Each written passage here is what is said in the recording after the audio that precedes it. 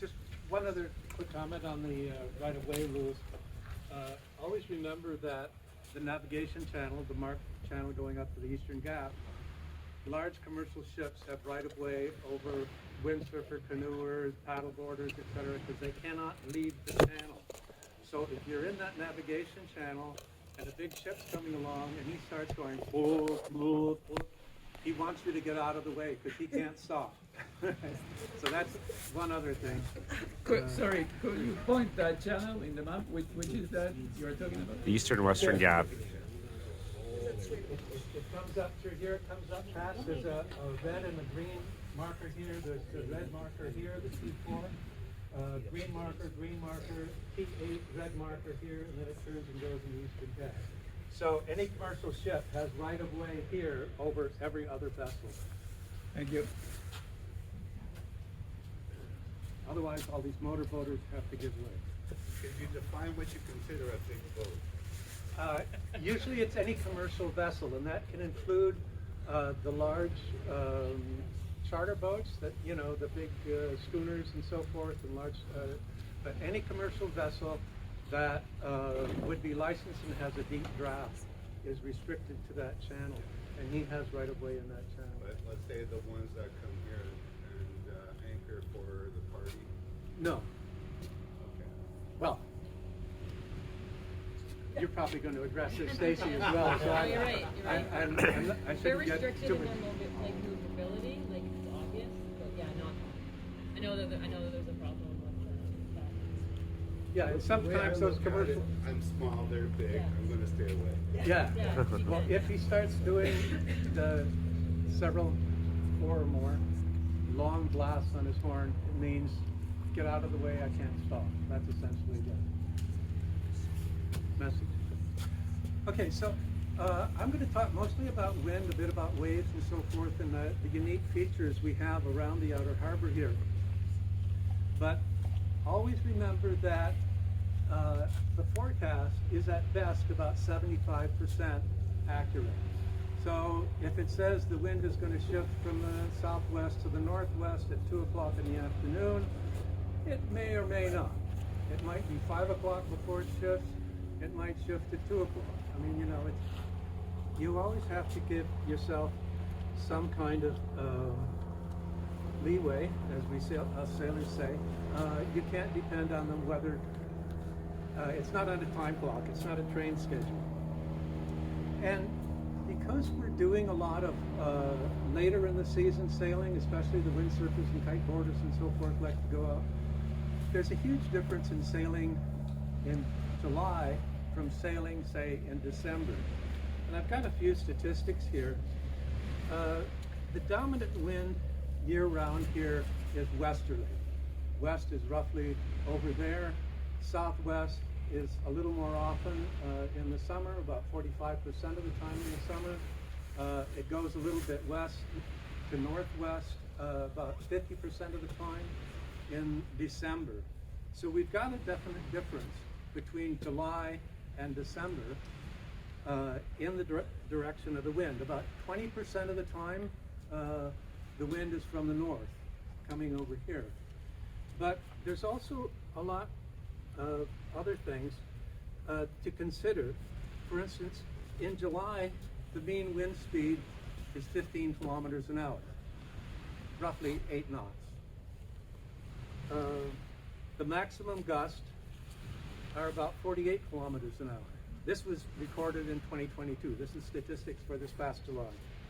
The maximum gust was 73 kilometers an hour, and that was from 230 degrees southwest, virtually right there, from that maximum gust. In December 2021, the mean sustained wind was 17 kilometers an hour, 2 kilometers more. But the maximum wind speed was 67 kilometers an hour, and the maximum gust was 124 kilometers an hour, and that was from 260 degrees, almost due west, right? So you have, in December, the mean wind is only a couple kilometers an hour stronger, but the gusts average 20 kilometers stronger, and the maximum gust was 50 kilometers stronger in December than in July. So there's a huge difference in that. And also, you should consider that the temperature makes a huge difference in how the wind feels. In December of 2021, well, in July, of course, we get, temperatures up into 30 degrees. In December 2021, there were 3 days with the summer, with the maximum temperature of below zero. So there were only 3 days when it was actually freezing in December of last year, and there were about 14 days of December where it froze overnight. So there might or might not be a little bit of ice out in December. Usually it's January when it really. But if you consider that the air, and therefore the wind, is a gas, right? Expands and contracts. In the wintertime, in December, the same forecast of wind is 10% stronger than it is in July. So 30 degrees in July, nice light wind. In December, when it's colder and the air is drier, it's 10% stronger for the same forecast wind. So always remember, cold, dry air is heavier and the wind will feel stronger on your sails in December rather than in July. So also the wind, as Simon said, it changes a lot according to the shoreline effects, and that is really dependent on the direction of the wind as to what it strikes first. So our dominant wind, 225 degrees southwest, blows right straight in. And the wind will blow the most consistently over a flat surface. So when the wind is blowing straight in here, when it's away from the shore and so forth, it will be fairly consistent. It doesn't shift and change. If you're out by the headland over there, as the wind wraps around the point, it's going to change. So if you see my little outer harbor here, so if the wind is coming from here and it hits this point, it's going to wrap here. And it's going to go along here more, and it'll be blowing straight in here. And when it strikes this shore, this is Ward's Island Beach and this is Cherry Beach here, it's going to come along and then it's going to accelerate and go more that way. So there's going to be a constant change in the wind depending on where it's coming from. And of course, as I said, we get about 20% of the time we get wind out of the north. This is sort of a northeast-southwest shoreline here. So if the wind's coming out of the north, and we have some trees here, and then we have flat water, and then we have the trees on the other side there. So the wind is going to come over the trees, it's going to come down as a downdraft, it's going to blow along here, and then it's going to lift up over the trees there. So close to the beach, the wind is coming over the trees and it's coming down. So it's going to feel a lot different on your sail. As the wind comes down, it strikes the water, flattens out, and goes across, and then it lifts over there. And when you're out there sailing, you'll often see the cat's paws, the darker water where the wind is ruffled and so forth. It's more consistent out in the middle than it is near the shore. So as you approach the shore, you're going to have updrafts and downdrafts. More important maybe for kite boarders, because their kite's got to stay up in the air. But always remember wind shadows, not just the wind shadow of the trees on the windward shore, say in this case the north shore, but also on the south shore. On the south, when the wind's coming from the southwest, you're going to have a wind shadow behind those trees. It's going to be blowing over here, and then it's going to lift up over the trees here, so it'll drop off as you approach the beach. But also remember the temperature change. Beach, on a sunny day, the beach warms up, and it brings the draft up there's a rising current of air. We also have this huge paved area up here. On a hot day, heats up, air rises. So that cooler air coming off the lake is going to be sucked towards the shore. It's going to deviate a bit because it wants to go 90 degrees to the shore because it's going up in the air. So always think about the shore effects. One of the more dangerous parts of the outer harbor, especially in a north wind, when the wind is at all north of west, the west or the eastern gap, right? This eastern gap is in a northwesterly direction. If the wind is coming from this way, even though it you would think would be blowing across there, it doesn't. It comes off the outer harbor and it blasts out here and it goes like that. So the wind, as it comes through here, because the Venturi effect, because it's coming through a narrow space, can accelerate up to 50% stronger. So if you're out here near the eastern gap, the wind is north of west, expect it to bend and blast out through there.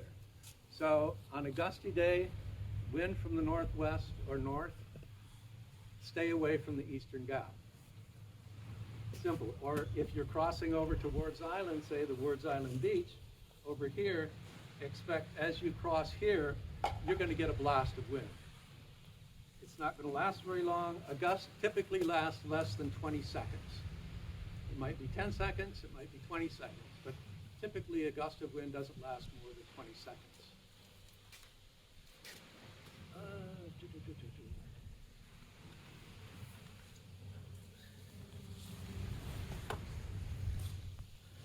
Also, and Simon mentioned this a bit, we have about 370 meters width here at the easternmost end of the outer harbor.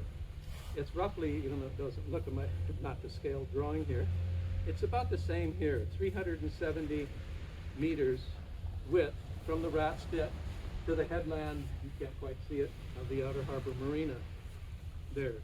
Here, you've got 1.3 kilometers of distance between the Leslie Street Spit and Cherry Beach.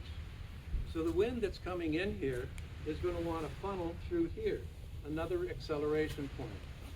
In the cold weather, this wind is going to funnel through here, and it can be about 30% stronger as it comes through here than it is, say, out in the middle, out here. So always expect stronger wind as you get further in the eastern part of the harbor. Another thing, as Simon also mentioned, concrete riprap. You know, once you go through here, you essentially have no soft landing. There's a little bit of a rocky beach here by the cooling channel, way in the very northeast corner, that you could land without getting beat up. But if you get blown ashore, anywhere around here, it's all concrete rubble and rebar and old pipes and all kinds of stuff. So on a windy, gusty day with a westerly wind, try not to go through here. You've got a nice sandy area here. Try to land on the sandy area, and you might have to walk back around or carry your stuff around, but don't allow yourself to be blown in here because the wind is going to be stronger here than it is back here, and also the shore is really rough.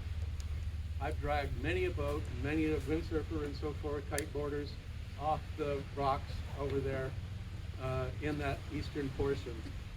And because once you have a strong west to northwest wind especially, there's no getting out of there. Windsurfers and kiteboarders have a really hard time getting out of there.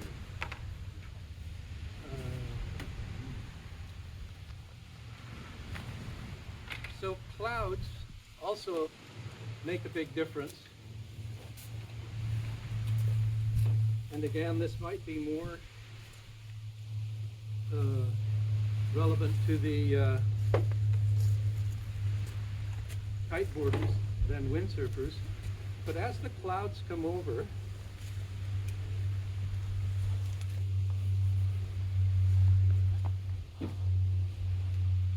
if we have, you know, a big cloud here and then a gap, you know, on those nice brisk sunny days. Yes. We've got the water down here. Each cloud has its own little wind system. So the clouds, usually they come from the west going east. There's a little line here. And make sure I get this right. We have a downdraft. We have an updraft. And then the wind blows sort of horizontal to the surface until we get to the next cloud with a downdraft and an updraft, and then the wind flattens out again. So on those blustery, cloudy days when those big clouds are sailing overhead, expect downdrafts, and as the wind changes to a downdraft, it accelerates. So you're going to have a puff, a gust, 20-30% stronger as that cloud comes over. Then there's going to be a reciprocal updraft, and then it's going to start flattening out and going this way again. Cloudy day, look at the sky, don't just look at the water. I mean, you got a lot of things to look at, I know, but consider the updrafts, downdrafts, where the wind is paralleling the surface of the water, where it's straight, where it's being bent by the trees, shoreline effects, and so forth. It can make a big difference, especially, as I say, for the kite boarders. You know, we had a kite boarder who was lifted up in a big gust, fell and died because he hit a big updraft, took him way up in the air, then in the lull, he fell. He didn't drown, he died from the impact of the water. That was here. That was here. Cherry Beach, Jason.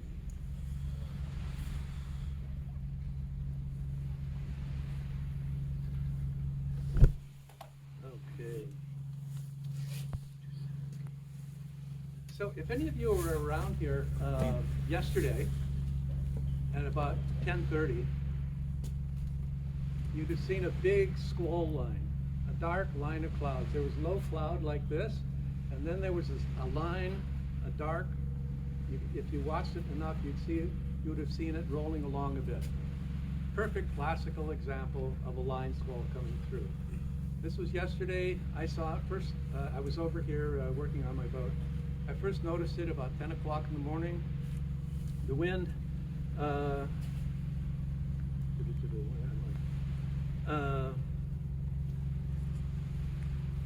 at 9 o'clock, the temperature was 14 degrees. The wind was about 24 kilometers an hour from the south. At 10 o'clock, the temperature had fallen to from 14 degrees to 10 degrees. So in 1 hour, the temperature dropped 4 degrees. The wind switched to the west, 31 kilometers an hour. And as that squall passed, the wind went to 43 kilometers an hour. And then we had pelting rain for about 15 minutes or so. And then it stopped. The rain passed, the squall line passed. You could see that well-defined cloud moving from the west to the east. And then it cleared up, as it usually does. The wind went more west, more towards sort of northwestish, a bit north of west. Changed around, sunny.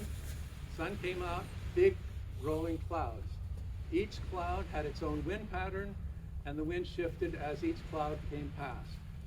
Perfect classic example of a cold front coming through.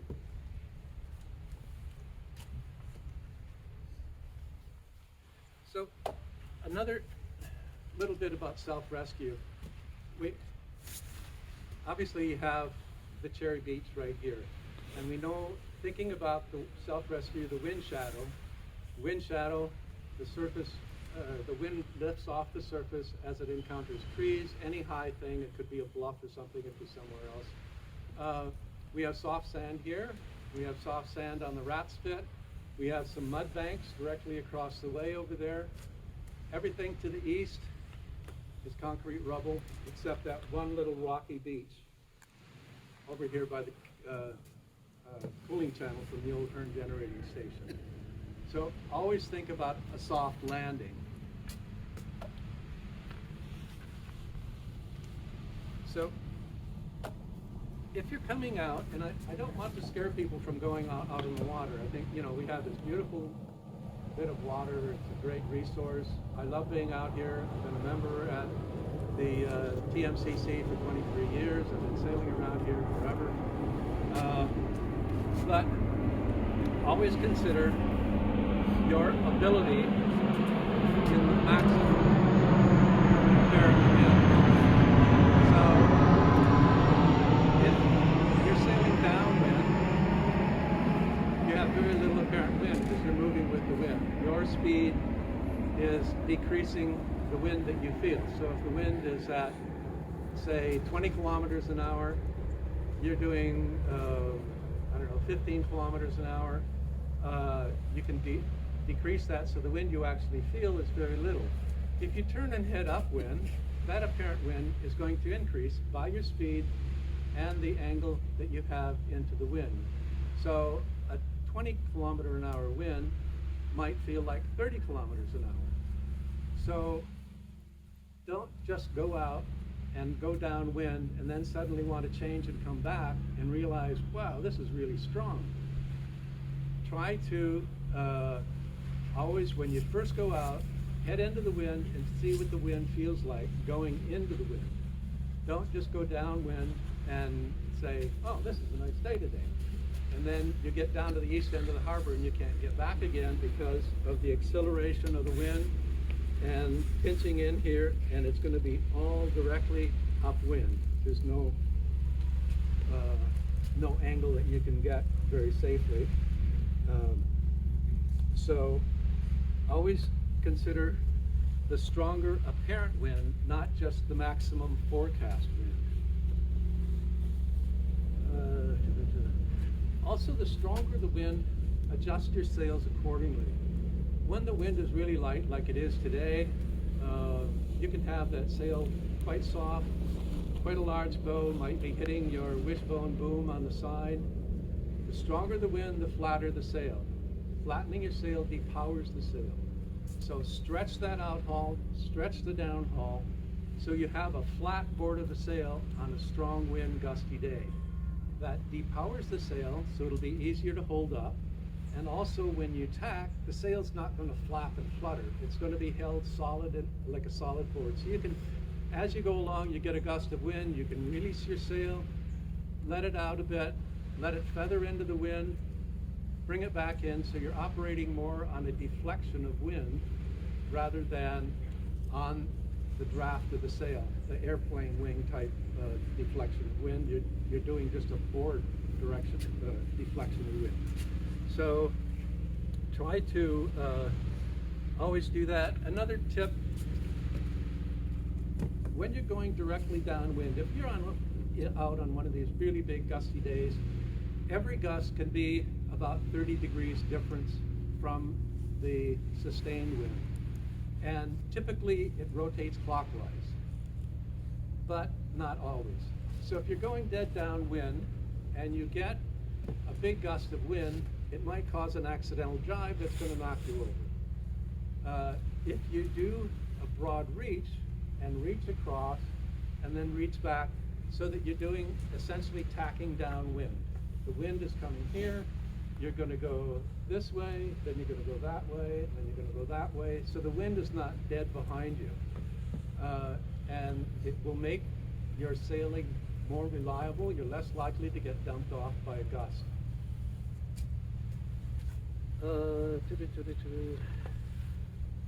I'm almost done.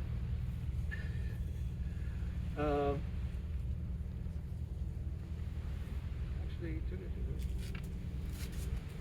I'll call that good enough. Any questions? I've covered a lot of stuff here.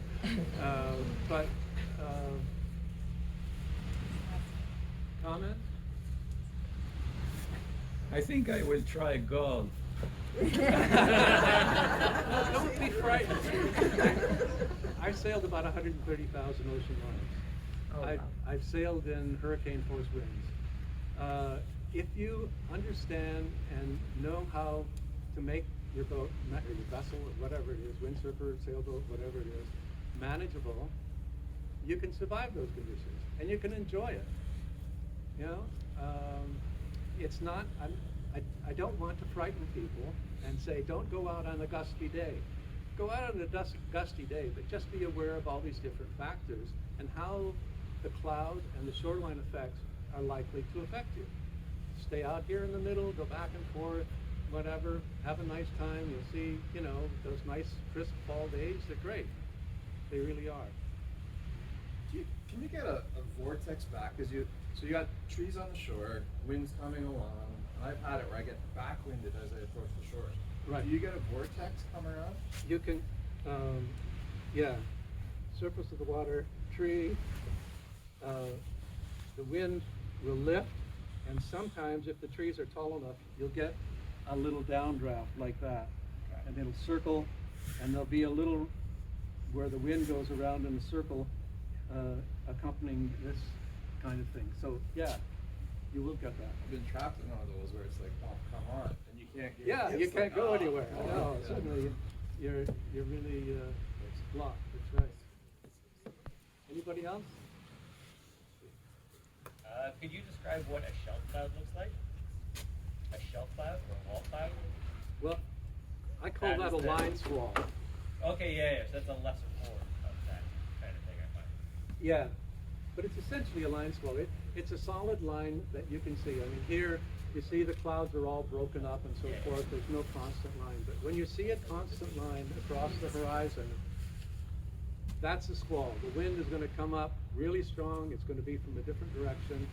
It's not going to last very long. You could probably sit on your board out there in the middle, you know, it might be, the major gusts will probably only be 5 to 10 minutes. So you could sit out there and drift downwind, you know, and then as soon as that line is passed, and it's really obvious as it goes from west to east. As soon as it's passed, you might get some rain and stuff, but the wind immediately drops. It can half from what it had been. So that's just another safety tactic. Yeah. I just know that we've had a shelf cloud that's come through here, which is a stronger form. And so you can have wind going like 10, 15 kilometers, and then it kicks to 40 to 50 knots. And so I know with windsurfing, if I'm out there, I will put my sail in the water, I'll put my weight on the mast, and I'm just trying to keep the mast under the water so that it doesn't get lifted. If it gets lifted, it will get flung hundreds and hundreds of feet, so I don't want to touch it. But so always look for those, and if you see them, you should have 10 minutes to get home before they hit you. Yeah. I was watching that one yesterday for about a half an hour. Yeah. But you have to know, I mean, obviously, I'm accustomed to looking for those things. Look at the clouds all the time. Look at the clouds. Are they black or are they gray? It's darker. Darker. There was cloud like this yesterday, this sort of a low gray cloud, but that line that was just across the sky there was very dark. Like it was, you know, 3 or 4 intensities darker than the regular cloud that had been there all morning. And in the really violent ones, you'll see it rolling. You'll actually see a really obvious roll in that cloud as it comes towards you. So I recommend my students go on Google Images. Just go to Google, type in squall line, shelf cloud, all those things, and then you can get an image of what it looks like. So once you've seen at least like a squall line is less defined, whereas a roll cloud or a wall cloud or shelf cloud, all of those, they're very easy. So once you've seen one, you've seen one. Very obvious. Okay. Thank you.